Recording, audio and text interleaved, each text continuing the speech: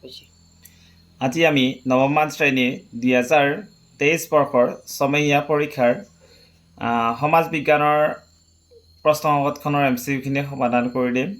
ওদালগুৰি জিলাৰ MCQ মই ঠিক কৰি দিম, হাইলাইট কৰি দিম, তোমালোকে ভালকৈ চাবা।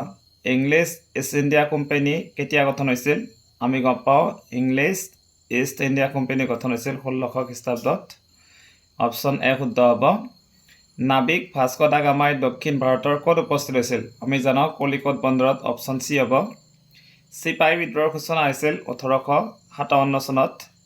নেক্সট, ভাৰতীয় লোকসেৱা পদবী লাভ কৰা প্ৰথমগৰাকী অসমীয়াজন কোন আছিল?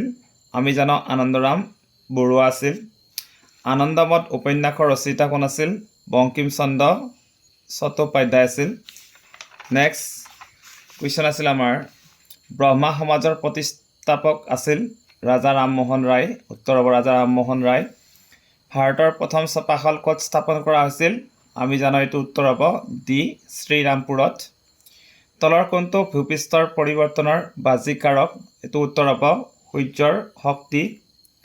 নেক্সট, নদীৰ অৱক্ষেপণজনিত কাৰণত হোৱা অৱয়বৰ, এইটো হ'ব ইয়াৰডাং। নেক্সট কুৱেশ্যন, হিমবাহৰ গতিবেগ দিনটোৰ ভিতৰত কিমান হয়? 1 মিটাৰতকৈ কম হয়। বায়ুমণ্ডলত আয়তন হিচাপে অক্সিজেন কিমান থাকে? আমি জানো এইটো একচুৱেলি 21% হয়, শতাংশ হয়।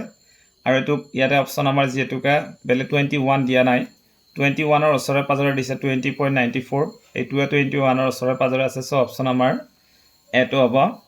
বতাহৰ গতিবেগ নিৰ্ণয় কৰা যন্ত্ৰটো হ'ল, আমি জানো এইটো এনিম'মিটাৰ। নেক্সট কুৱেশ্যন নম্বৰ কিমান আহিব আমাৰ? কুৱেশ্যন নম্বৰ 13, বায়ুমণ্ডল কিমান উচ্চতালৈ বিস্তৃত হৈ আছে? আমি জানো অপশ্যন বি হ'ব 10,000 কিলোমিটাৰ উচ্চতালৈ বিস্তৃত হৈ আছে। মোৱামৰীয়া বিদ্ৰোহ কোনজন ৰজাৰ দিনত শেষ হৈছিল? মোৱামৰীয়া বিদ্ৰোহ শেষ হৈছিল স্বৰ্গদেউ কমলেশ্বৰ সিংহৰ দিনত শেষ হৈছিল, কমলেশ্বৰ সিংহ। মোৱামৰীয়াসকলে পোনপ্ৰথমে কাক ৰজা পাতিছিল? ৰমাকান্তক মোৱামৰীয়াসকলে পোনপ্ৰথমে ৰজা পাতিছিল। মায়ামৰা সত্ৰ কোনটো সংহতিৰ অন্তৰ্ভুক্ত? এইটো হ'ব আমাৰ কাল সংহতি। Option C. Next question number আহিব আমাৰ 17, একদলীয়া শাসন ব্যৱস্থা থকা এখন দেশৰ নাম লিখা। একদলীয়া শাসন ব্যৱস্থা থকা এখন দেশৰ নাম হ'ব আমাৰ অপশ্যন ডি চীন দেশ। ভাৰতবৰ্ষৰ প্ৰথম ৰাজনৈতিক দলটো কোনটো? আমি জানো ভাৰতৰ প্ৰথম ৰাজনৈতিক দল ভাৰতীয় জাতীয় কংগ্ৰেছ। আৰু এইটো ভাৰতীয় জাতীয় কংগ্ৰেছ গঠন হৈছিল 1885 চনত। অসমৰ এটা আঞ্চলিক দলৰ নাম লিখা। আমি জানো যে অসমৰ এটা আঞ্চলিক দল অসম গণ পৰিষদ, শ্বৰ্ট ফৰ্মত কি বুলি কয়? AGP।